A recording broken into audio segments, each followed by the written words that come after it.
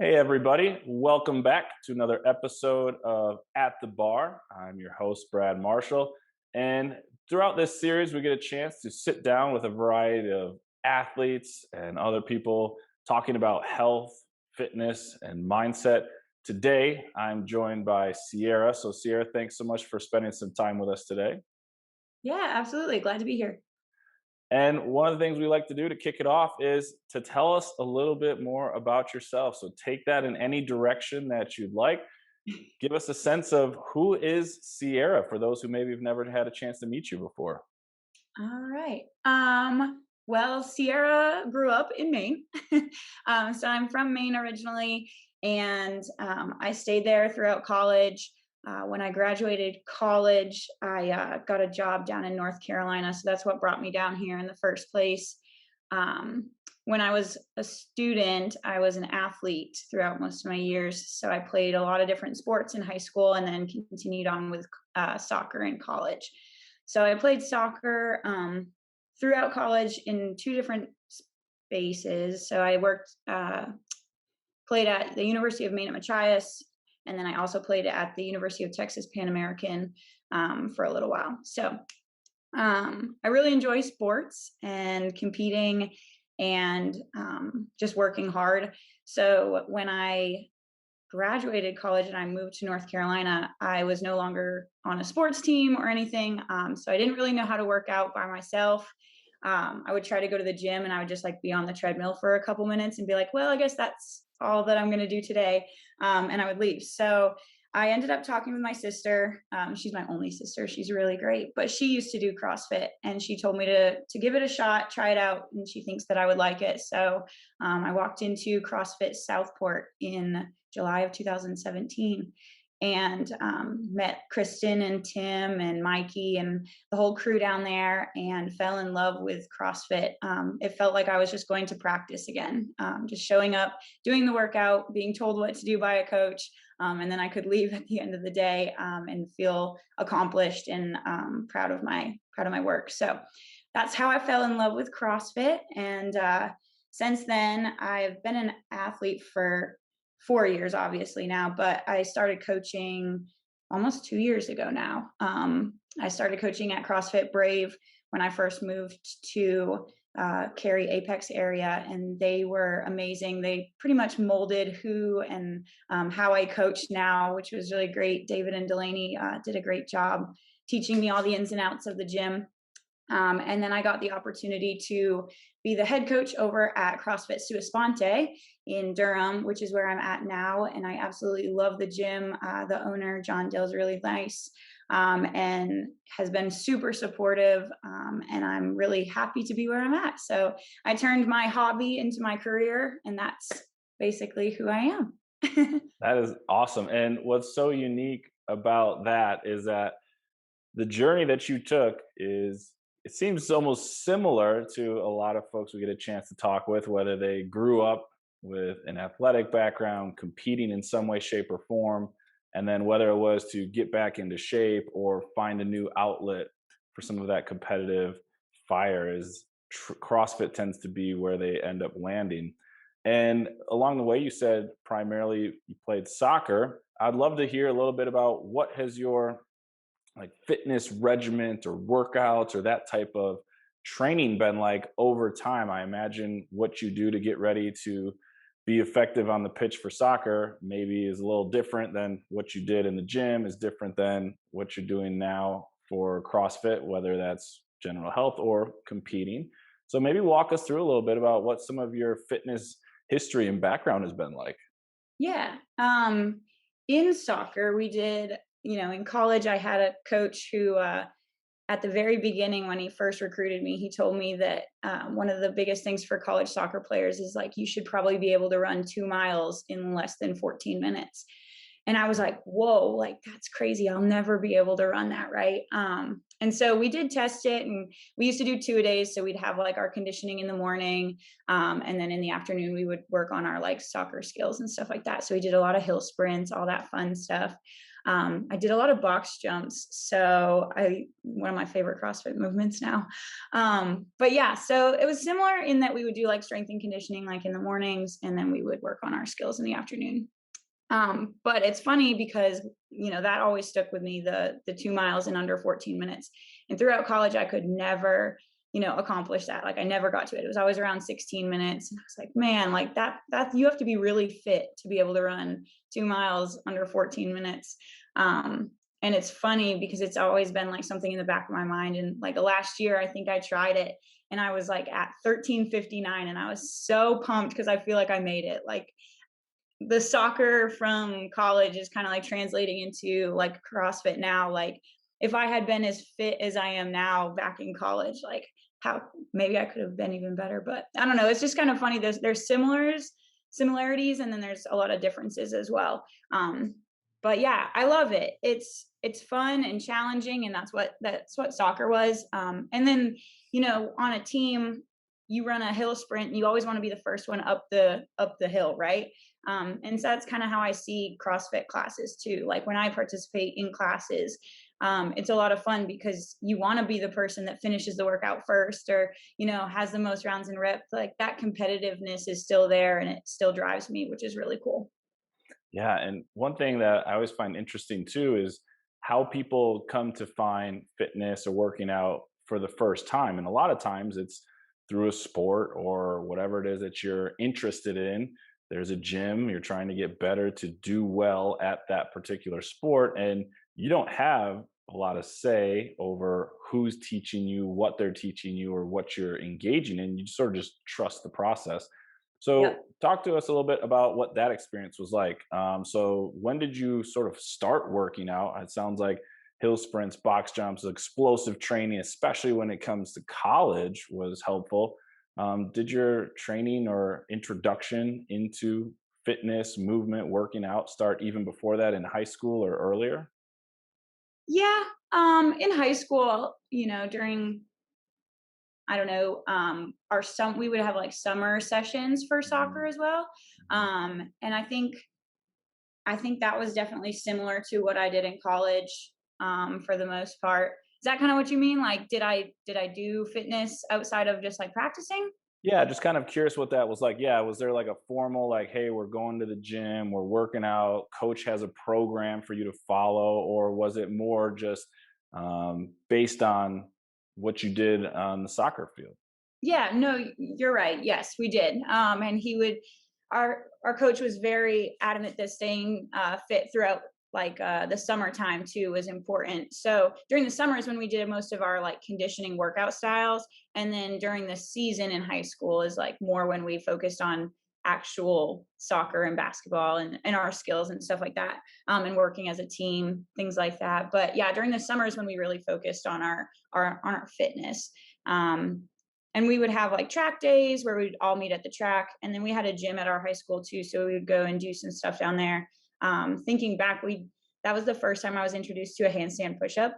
Mm. Our coach was like, I wonder if anybody can do it, and so we all kicked up to the wall and we could kick up, but like there was no way we were getting back out from the bottom, so like we would all just come down and hit our heads on the mat and then come back down. But um so that was kind of funny to think back on that. But yeah, we did, and it was cool. But it was just for the summertime. Most of the time during season, we were more focused on actual sport. Yeah, and I find that's always really fascinating as I continue to talk with more folks is we find this idea of movement as a way to get better at a sport or something very specific. And then when that sport is done or that chapter of our life closes, we're kind of like, I think I should move or I think like I should stay active, but I don't really know how. It's not Yeah. as exciting or motivating. So, talk to us maybe a little bit about what that transition was like when your playing days of soccer were done. Did you dabble with some different types of fitness or movement or try and stay in shape, if you will, because you sort of know it's good for you? Yeah, for sure. When I first graduated, I started working for the university that I graduated from. So I had access to their gym. But it's funny because when I graduated, I never like went on to like help or get into any recreational leagues or anything like that. So I didn't really know how to work out on my own. So like I said, I would go and I would be on the treadmill for a couple hours. I would do some like squats because I knew how to squat. I would do some wall balls. I actually loved wall balls back in the day with the hard medicine ball, like not the actual med ball, like the squishy one we're used to now. Um, but I would do like an ab circuit or something like that, and then I would leave. And to be honest with you, I gained a lot of weight. So in college, I was like 125. And when I moved to North Carolina, I was about 170 pounds. So I had gained quite a lot of weight. And I just felt like I wasn't myself because I didn't know how to, like in college, you lived together, right, with your roommates or your dorm room people. And so you all kind of like ate together and you almost like had like a family. And then when you graduate, and you lose your team and you lose your like people in college, you don't really know what to do after then. So like even just like nutrition wise, I didn't know how to cook for just one person. So I'd make an entire box of noodles or something like that and then eat them all, you know? So it was just like learning how to take care of your body and, work out and enjoy it and not be bored by it. So when I moved down here, my sister told me to find CrossFit. I found the CrossFit Southport, and I ended up losing 40 pounds within, I think it was the first year. So I felt a lot more like myself back in college playing sports. So it's made me a lot happier, and it's super fun to be around people that are like-minded as well. So you go to a CrossFit gym and you meet these people that kind of have a very similar story. So it's nice. Yeah, and something I think that you said there that a lot of us can resonate with or relate to is once we've transitioned out of sport or something very targeted for our movement, the way we eat, etc., we sort of find ourselves in this in between space of like, okay, if I was training to be good at soccer and I was eating so that I could play well in soccer, like what does training and eating look like to be good at life? Right. And we don't really learn that from anyone or anywhere. You maybe do some research and find something online. So I'm curious if you would be willing to share a little bit about that journey of hitting a point where it sounds like you were a little bit upset around how you felt or things like that. And then how did you go about educating yourself or re-educating yourself on what should I eat? How much should I eat? What does this look like to move to get myself to a place that Yeah. aligns with what I'd like to see out of me? Yeah. I relied on the coaches that were at the CrossFit gym. So when I first got there, I was like, look, this is where I was a year ago or 2 years ago. And I want to get back to that. And they were like, well, what were you doing nutrition wise, back then? And, I kind of explained and they were like, well, you were doing 2 days for soccer, you were working out a lot. And now you're not doing that as much. So you might need to look into like your nutrition and see what you need to change there. And so they did introduce me to clean eats because they know that like I don't like to cook. I'm not very good at cooking, so I don't like to eat my food. So they were like, okay, well, if you don't like to cook, this is probably your next best option. So I started eating those a lot more. And then soda, like sugary stuff was huge. I would get a really bad like hankering for like soda or chocolates. And so just kind of getting that out of my life was probably the biggest thing that made the most noticeable change, I guess, for myself.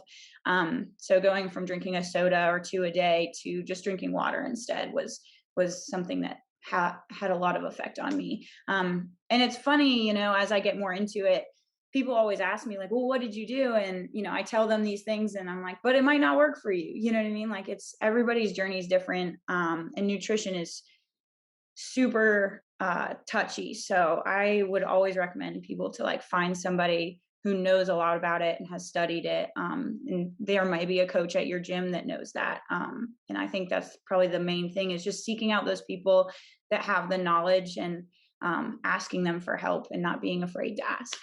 Yeah.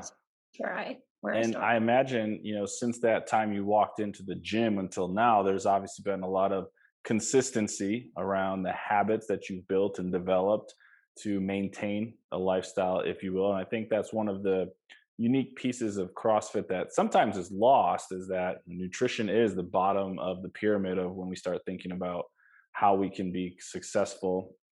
And you dialed in the nutrition, the movement was there as well, but how were you able to stick to it and be consistent with it? Was it, the end goal that you were searching for? Was it, friends and accountability? Was it all of it? Because I think a lot of us struggle with that consistency piece of, okay, I know what I should eat or I know how much I should move, but Hmm. I just can't seem to get myself to do that consistently. So, what did you do that helped? Yeah. To be honest, I think it comes down to like how much do you like want it and or enjoy the process. So like for me finding CrossFit, I really enjoyed doing it and I enjoyed the people that I was around and I wanted to be better and they told me this is how I needed to be better. So I was like, okay, that's just what I'm going to do.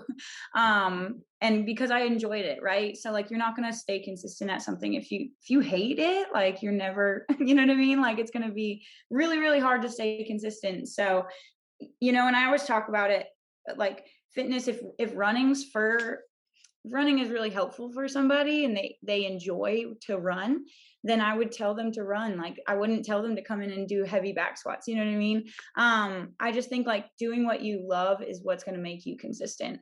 And then that once you see that progress, you're going to be kind of like committed to it without even trying because you see those little bits of progress. So the minute I saw the weight kind of dropping down after I, kind of like eliminated those sugary drinks, I was like, oh, it's really working. And then, I stayed consistent. And now, people say like, do you feel a lot better now that you don't drink sugary drinks or you're eating better? And it's not that I feel better, but it's that I don't feel bad. So like now when I Mhm. drink soda or eat something like McDonald's or like fast food, my body's like, whoa, this is not good for me and I don't like it. And like you can feel it, right? So like it's not that I feel like way better. It's just that I feel good and healthy and strong and doing those things. And I think that's what makes me feel consistent too, is like I feel good about myself.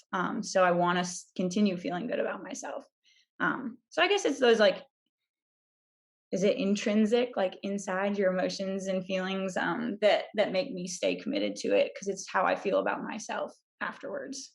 Yeah, a few things I heard there that I really like. One, you talk about this idea of having fun. So if something is enjoyable, there's a Hmm. greater likelihood we're going to stick to it. So finding a movement strategy that is enjoyable, whether it's Hmm. running, whether it's lifting, a variety of the two, whatever it might be. I know you mentioned even earlier too when it comes to cooking and knowing how you set yourself up for success by, hey, Yeah. if cooking's not enjoyable for you, then find a way to get some food that is in line with what your goals are, and Yep. whether that's a meal order service, something like that. And then you mentioned this idea of noticing the changes, but then also noticing the way you think about yourself, the way you feel, having greater levels of confidence or self efficacy in what you can accomplish and overcoming things, and how potent that is. So, maybe talk to us a little bit about that as you started to notice those changes in the way you thought about yourself, more confidence, approaching situations with a different mentality. How did that really push you forward to really keep going? Yeah. Um,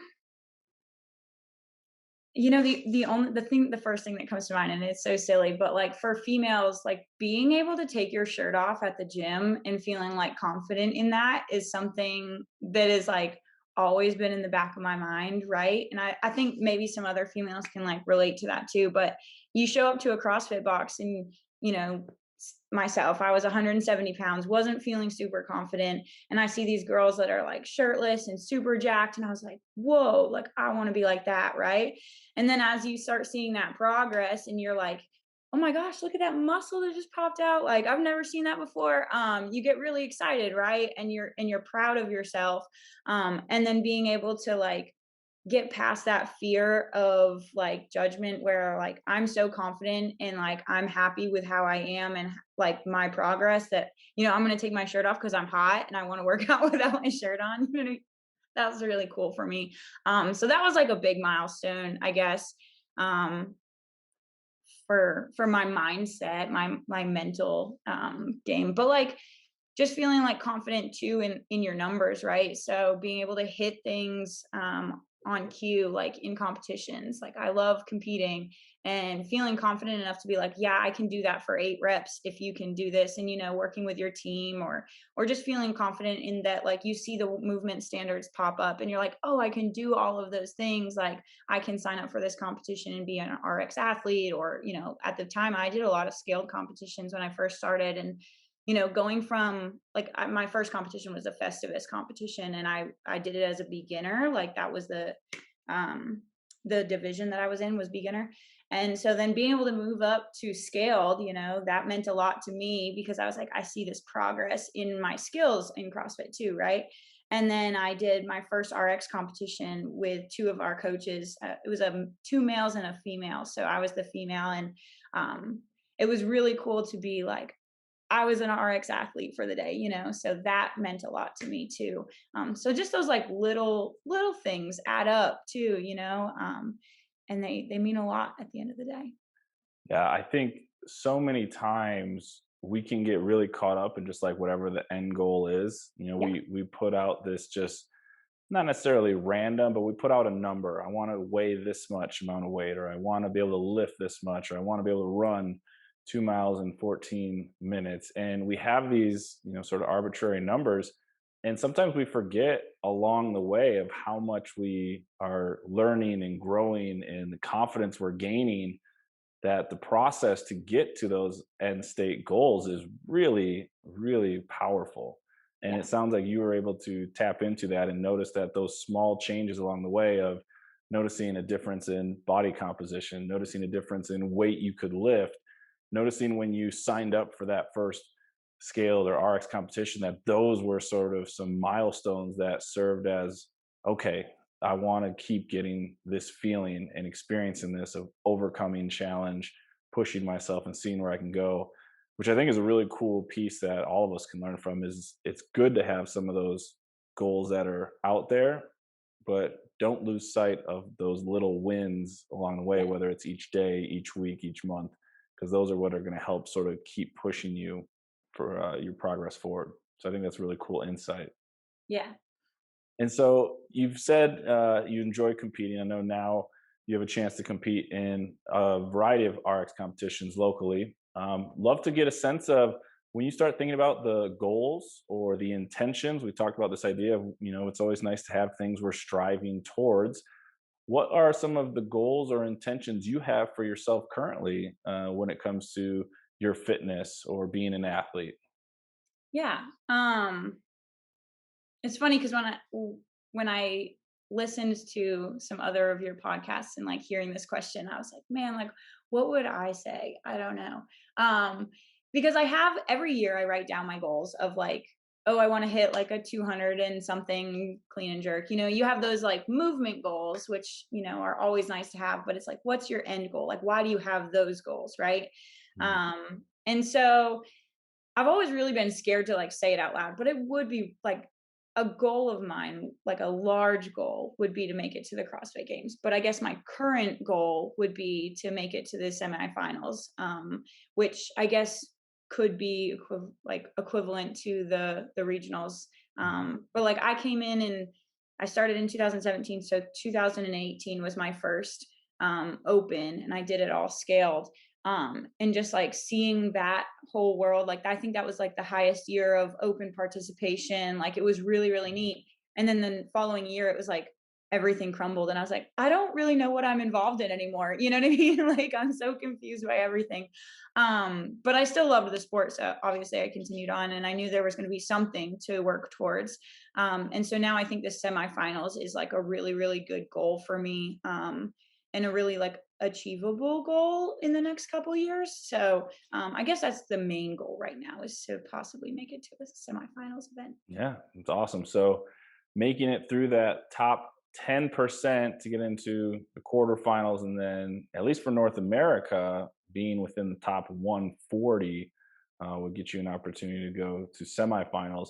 And so, with those goals in mind, those intentions we talked about, it's great to have those. It's probably even more important to look at what are those different pieces that are going to help push you and drive you towards that end state. So, I always like to hear what are some of the different habits or things that you feel like help push you or going to get you to that level. I think there's sort of the assumption that, working out and engaging in a consistent fitness practice can help with that. So Mhm. dive into some of the habits you have, whether it's, training sessions, nutrition, the world's open up for you here. What sort of habits do you have that you feel like are helping you to make progress towards that goal? Yeah. I think one of the biggest things for me that's been helpful outside of just like training wise, is that I write down, I have a planner, and I have a planner from every year that when I started, of like all the workouts that I did that day. So I literally write down the workout and then I will put my score next to it. And I know a lot of people like to use their phone and like Watify or Sugar Water, whatever. But I just really like the practice of like writing down what I did and then writing what I scored next to it. And that way, like I have that tangible, like, okay, I did this and I'm writing it down. You know what I mean? And it just helps me hold like myself accountable to go out there and do something. Because when you see 3 blank days on your planner in a row, you're like, oh, like I probably need to get back into the gym. So I guess that habit is probably one of my favorite tools that's helped me. And in that same planner is my like yearly goals. So I have those to always remind myself. And I have like a special way when I write, like if I get that goal, like that day is really special. So it gets marked up really nicely. It sounds really lame. It sounds like I'm a journalist or something, but that's probably one of my biggest habits that I really enjoy and I think's helped with my success. Is just writing those things down. And then secondly, in training, whether it's a good day or a bad day, I think one of the biggest habits that I have is like remembering one good thing from each Mm. training session, whether it's like a snatch felt the best it's ever felt at that weight, or if it's just, the fact that I showed up and it was just a terrible day. But I find something positive in each day. Um, Even if I like fail everything, there's got to be something good that came out of that day. So I think that's gonna be like that's a habit that I've started recently that's been really helpful just to keep my mind right and keep myself going back to the gym because I'm like, oh well, every day there's gonna be something good. So that's why I need to go. Um, so yeah, those are the two habits, I guess, that I can think of off the top of my head. Other than just training consistently and staying committed. I do have somebody who writes programs for me. So Mikey writes my programming as well as I do classes at SUA, which I guess is a habit that I really enjoy as well. I always try to make sure that I do class with class, because I get a lot out of that interaction, right? Like that's the reason I started. So that's why I need to continue doing that. So that's a habit that I love, and I don't even think of it as a habit because it's what I want to do, right? So I do that. I do class, and then I do additional programming on top of it. And so I guess that's another habit. I just follow that. And it's nice to have somebody else write it so that you're not always choosing your favorite things. Like I'm not just doing box jump overs and Mhm. gymnastics all the time. So yeah, those are the things I follow and do. Yeah, a couple of things I heard there that, sometimes we don't even realize how powerful some of those habits are that we engage in on a daily basis. And the first one you said about writing everything down, there's actually some really intriguing science around that of how powerful things are and how much our memory holds them when we Hmm. actually write them down, whether it's note taking for a class or just, like you said, acknowledging the workout that you did. It actually embeds it in our minds on a greater level than if we had just typed it in a computer or phone. So Yeah. that's one way that it sounds like is really helping you to notice, be aware, and remember, hey, here's what I did. There's a sense of accomplishment that we get when we see we've checked something off our to do list. So that's a Yes. really cool and powerful tool is using the planner to your advantage. And then that second one, identifying something good from each day. There actually was just an article in the CrossFit.com journal about that of an athlete who went through and was talking a little bit about some of the mental health. And Mhm. CrossFit is not the easiest sport, something that we beat ourselves up every day. If you want to, you can go find somebody who's better than you, beating you, etc., every single day. And so there's this issue we have of constantly comparing ourselves to ourselves or others and beating ourselves up because that's just the way our brains like to work.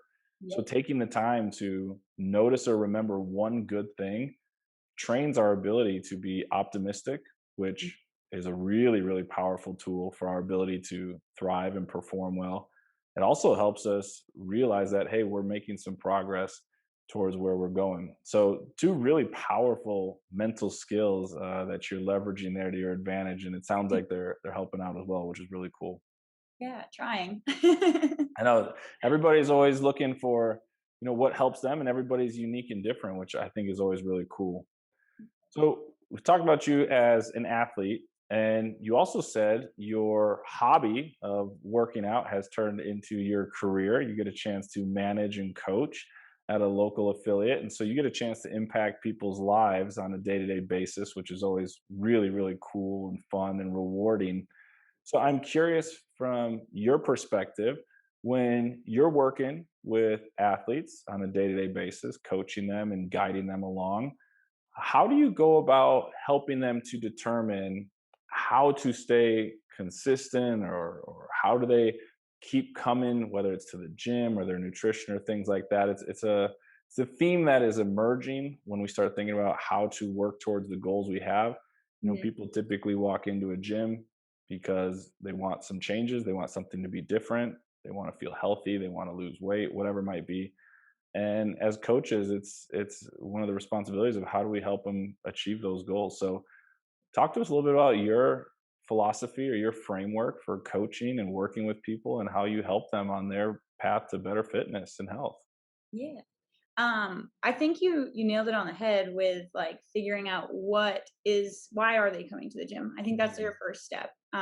First step in helping them stay consistent is figuring out why they came in the first place. And then once you've identified that, bringing that up in subtle ways, I guess, is how I kind of combat that. So if somebody comes in and they want to get stronger, during those strength pieces, right, you're talking to them about, how their day went and stuff, making sure that they feel comfortable in your space. But also just like making sure that you put in there that you're encouraging them to, continue on with their goal. Like, hey, like, I want to see you hit 225 for your front squat today or whatever. Like, I'd like to see you hit this number. And I think it gives them a little bit of like, oh wow, this person cares about me and my progress towards my goal, as well as um like they care enough to remember that I hit 215 last week or whatever. Mhm. So like knowing their goals and then being able to like continue to be conscious of their efforts towards that goal and then be able to push them a little bit. So knowing, understanding, and then encouraging, I guess, is like how I kind of think of it. Because that's how I was treated when I went to my first CrossFit gym. They knew that I wanted to pull up. So every day after like I say after practice because I'm so used to it, but um, after class they would be like, all right, Sierra, you're going to do your 5 sets of negatives or whatever. And I was like, oh yeah. And then like I'm like, oh man, they really care, they really want me to get that pull up. And so that's kind of what I try to do as well, is you know um, encourage people to continue working towards those goals. And I think that helps them stay consistent because they know I'm committed to their success as well. Yeah, I love that collaborative approach of understanding what is driving them to even walk through those doors. What is it that they're most interested in developing or working on, or working towards, and then knowing the progress they're making. And you have to actually build that relationship with them for that to actually work, or to see and know and remember and cue them for the progress that they're making. So I love those approaches of understanding why they're coming in, really keeping up with them, building that relationship and that trust, and then transitioning forward. So, thinking about this idea of as a coach having that impact, building relationships with those that you have an opportunity to coach every single day. How do you go about helping them, even if maybe their motivation is lagging or they've had a rough day or things are not going well at work or at home or things like that? Because I think there's just so many things that keep us away from some of our goals and are a Mm. real challenge for us. And sometimes as coaches, we talk about this idea of trying to make it the best hour of their day. So how do we do that? Yeah. I think my personal way of doing that, I mean, everybody's different, right? Everybody has a little bit of a different way to create relationships and build relationships. But I think with myself, saying that, like, okay, you're going to find one good thing from today, I think that's kind of what I try to do with my athletes is, we're going to have an hour in here, we're going to have fun, and then at the end of it I want to talk about like what went well, and and then that gives them one piece of like happiness during their day that might have been really really tough. And a lot of people, especially like if they come in after in the afternoon, like they've had a long day at work, it might have been not a great day, but coming in and just seeing like a smiling face, just somebody that says like, oh hey Bob or whatever, they know your name when you walk in the building, like that, you're home, right? And so creating that sense of like home and happiness, and where you're going to leave knowing that something went well, is really what I try to make sure that people realize, and hopefully that keeps them motivated to come back because they had a really crappy day, but then it ended good because they went to CrossFit Sua Sponte. So that's Yeah, how I I see love that idea of bringing in some of those mental skills that have worked for you, finding something good from today, even if it's just, hey, we got a sweat on for an hour and we Yeah. moved, and that's all that it mattered. Or we saw a smiling face, somebody had knew our name, welcomed us. That can be a really powerful tool. So I really like those approaches to trying to help people to, regardless of what's going on in their life, hey, this is going to be an hour that we're going to have some fun, we'll get a little bit of fitness in, and we'll see where we're at moving forward, which is really cool. Mhm. One of the pieces that I would love highlighting with folks is the mindset piece. We've already talked about some of the habits you have, whether it's the journaling, identifying one good thing. What I'm curious to hear is your mindset, your mentality when it comes to training and competing. So, somebody who loves competing, getting a chance to throw down and having goals and aspirations. There's also the day to day grind of putting in time and effort to hopefully give yourself an opportunity to compete at those levels. So, walk us through a little bit of your mindset, your mentality in a training versus competing. And are they different? Are they the same?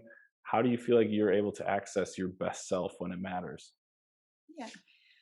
Um, there is a difference for sure. There's a Mhm. difference between training and competing. Um, and there's a difference, I think, between training by myself and training in class. Mm, So I think when I'm in class, I feel more like I'm competing, because there are people around me. You build off that energy, right? So instead of having an 80% day, you're maybe at like a 90, 95% when you're in class because it's just fun. You're enjoying it. You're not really thinking about, how should I be doing this or whatever. You're just going for it. So I think like in class, I almost feel like I'm competing. But then when I'm training by myself, it's a bit different. It is more of like a mindset because you can get in a funk, right? And there's nobody really to pull you out of that funk. So you're with yourself and you're relying on yourself to pull you out. So training by myself, I've really realized, using that one thing that you're going to pull from the one good thing that you're going to pull out of the training session. But also while I'm in it, like I always tell myself, like, it's okay to fail. Like it's okay to fail as long as you're continuing to try. I don't like giving myself the option to not do something just because I don't feel good that day. So like personally, I don't like snatches. So when I see snatches and I'm by myself, it's not super fun. It's hard to stay committed to it because it's not fun for me. But I don't like to not do it. So as long as I'm trying, even if I fail those percentages or something like that, my mindset is to be present and be aware of those misses, so that when I hit them, in competition or just on another day, like you can feel that success. So like I like to fail, and then but I will take something from that, and make it into a positive, Mm. when I'm training by myself. And so then when I compete, my mindset is pretty much go for it. I don't really have like I'm not good at pacing. I don't enjoy pacing. I don't like thinking too strategically. I just like going for it. And it is what it is at the end. And so I guess my mindset there is more like I don't know how I'm gonna end, but like I sure as hell know where I'm gonna like start or how I'm gonna start. And so I'm never upset with myself as long as I give it, go for it at the beginning. And do my best. I know that sounds really dumb sometimes, but because I feel like everybody says that. But yeah, like I know that if I pushed it at the beginning and I'm just gassed at the end and I lose, like they beat me. You know what I mean? It is at the end of the day, they beat me. Or like if I win, I'm super stoked because I know that was my best effort and I gave it my all to get that win. So yeah, I guess it's different more so because it's like in training, I try to take like little personal wins, and in competition day, I'm just like, I'm not really thinking about it. I'm just going for it. Yeah, and some things that I heard you say there that really, really love is the difference between the training mentality and the competition mentality. Training, a little bit more focused, deliberate, we're Mhm. present, we're aware of what's going on when it comes to the technique, or if I'm failing, that's okay because I'm trying to push myself to the capacity so I can learn and grow. And then when it comes to competition day, it's kind of like, all right, we're in it, like dialed in, locked in, an aggressive mentality, come out of the gate strong because you know that's what you have control over, and then let the chips fall where they do, which I think is a really unique piece that a lot of us can learn from is having an understanding that we can have different mindsets when we're going into the gym to train, get better at skills, see if we can improve technique. And then when it comes to competition, having a different mentality, like you said, almost like that killer instinct, which can help push us in those moments. So, really interesting to hear your perspective on training versus competing and how that helps you. So, Yeah. well, we have talked about a lot of topics today. Your health and fitness journey. We've learned a little bit about how you operate as an athlete, how you like to coach others to help them along their health and fitness journey, getting to understand what their needs are, what their goals are, supporting them, identifying a little bit about your own training and competing when it comes to your mentality. So I'm excited to see what the future holds for you when it comes to the goals that you have, whether it's the local competitions or eventually, hopefully, making it to the semifinals. So thanks so much for spending some time with us and telling us a little bit more about yourself and what we can learn. Yeah. Thank you, Brad. I appreciate it. And I enjoyed talking with you. Awesome. Well, Sierra, if anybody is interested in following along with your journey, what you're up to or what you're doing, what is the best way for folks to connect with you? Probably through Instagram. So that's probably the best bet. My handle is S and then my last name. And it's spelled really funky, but it's Chumland. So it's S Chumland. You can find me also through CrossFit Sua Sponte website or Instagram. Perfect. And we'll definitely be tagging and linking in the post so that way, if you're interested following along with Sierra's journey, you can do so. So Awesome. thanks so much for hanging out with us, and look forward to seeing you all with another episode of At the Bar.